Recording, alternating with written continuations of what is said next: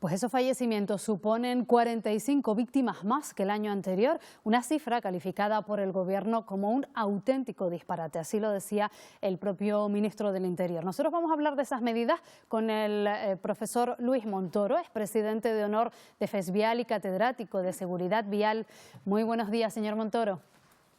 Hola, muy buenos días. ¿Qué opina usted? ¿Qué consideración le merecen las medidas que se han anunciado? Bueno, pues en principio me parecen interesantes. Pienso que deberían ser todavía mucho mayores porque usted ha dado unos datos que demuestran que estamos ante un problema de una gravedad extrema. Ha habido en el 2023, con respecto al 2022, un aumento del 19% de los muertos.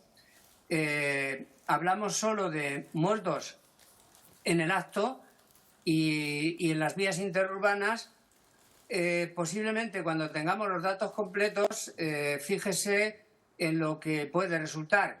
Si en el año 22 tuvimos 401 muertos, puede ser que el año pasado lleguemos, cuando digo estén los datos completos, podamos llegar a unos 450 muertos solo con motocicletas. Esto es una cifra insostenible y por lo tanto hay que adoptar medidas.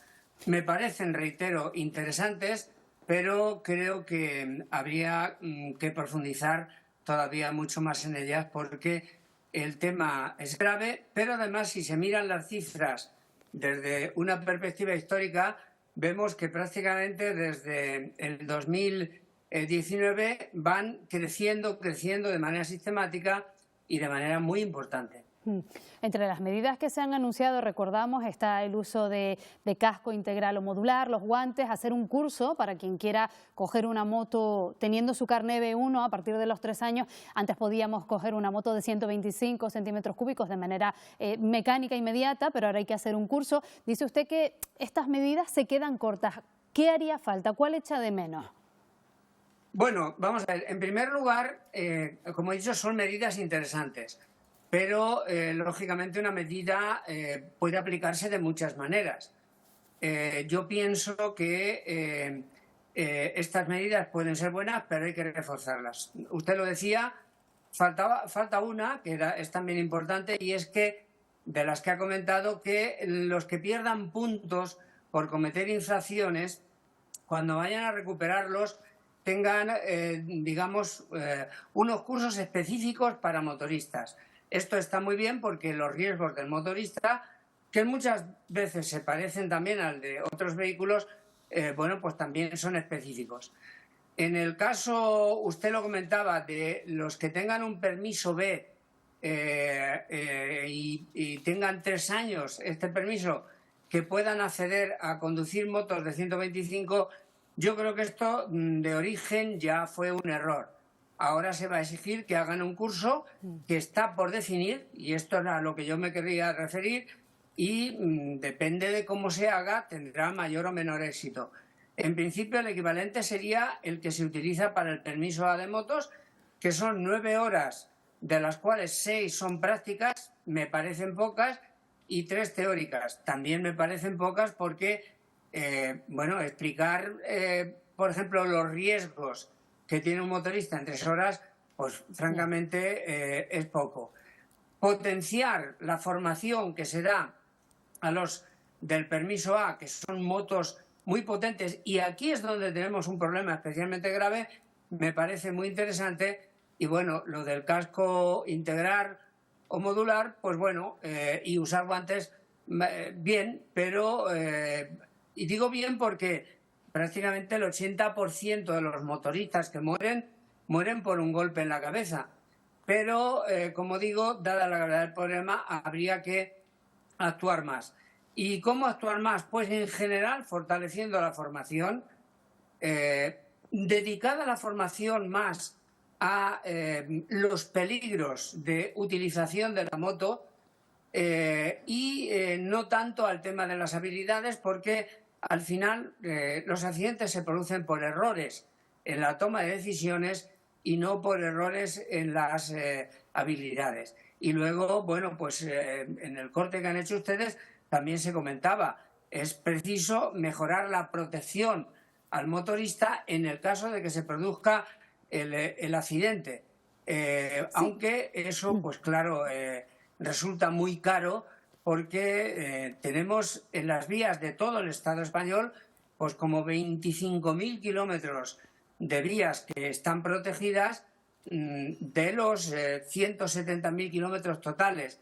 Y claro, proteger todo tipo de vías tiene una carestía que yo creo que es difícil que el país pues lo pueda soportar económicamente, pero bueno, habría que también incidir en ello. Claro, es lo que le iba a preguntar, porque precisamente los motoristas al escuchar esas medidas hablaban precisamente de las vías, ¿no? De que pues no son del todo seguras también para ellos. Usted se ha referido, insiste en muchas ocasiones, en la necesidad también de investigar más sobre lo que ocurre, sobre las causas que originan los accidentes. ¿Nos falta información?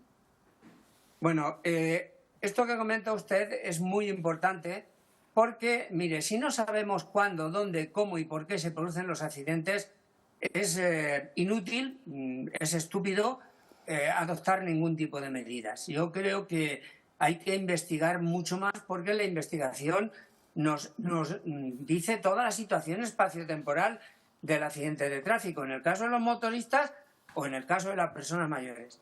Y fíjense qué datos también tan curiosos sale cuando se investiga, aunque habría que hacerlo más. Fundamentalmente, el retrato robot del motorista que tiene accidentes de tráfico no es generalmente ese motorista que utiliza la moto a diario para ir al trabajo. De hecho, el 40%, solo el 40%, digo solo entre comillas, de los muertos por moto son durante la semana. Sin embargo, y este dato que voy a dar globalmente es para que reflexionemos dónde tenemos el problema. Pues el 60% de los motoristas que mueren tienen el siguiente perfil. En torno a los 45 años, carretera secundaria con muchas curvas, mucha velocidad, moto muy potente. Algunas de estas motos que se utilizan, por cierto, no se pueden vender en algunos países que la fabrican, y accidentes de fin de semana. Esto indica claramente un perfil que tiene mucho que ver con el factor humano, que tiene mucho que ver con la formación y que, por lo tanto, bueno, la investigación en relación con estos datos que he dado, que son incuestionables porque están en las estadísticas, pues nos dicen por dónde tendría que ir, digamos, el tema de la prevención. Y luego, evidentemente, muchísimas más campañas. Yo creo que si llegamos a los 450 motoristas muertos al año, comparado con otros problemas sociales, esto triplica, cuadruplica o quintuplica otros problemas que nos están preocupando mucho. Y aquí quiero decirle claramente que España, que no tiene unas cifras muy malas en general de accidentalidad, las tiene de todas maneras graves y, bueno, por un montón de circunstancias que quizá no hay tiempo de comentar, el tema de la seguridad vial no está en la agenda política ni social como estaba hace unos años, y esto lo vamos a pagar caro. ¿Y esto por qué? Pues porque, mire, la seguridad vial es muy viva y es muy cambiante. El problema no va a estar nunca solucionado porque al final las sociedades conducen como viven. ¿Y qué quiero decir con esto? Pues que, por ejemplo, todo lo que ha ocurrido con la pandemia ha traído unos efectos brutales, posiblemente donde más, en la accidentalidad. La gente, con motivo de la pandemia, reconoce que está más distraída al volante, que está más agresiva, que está más estresada.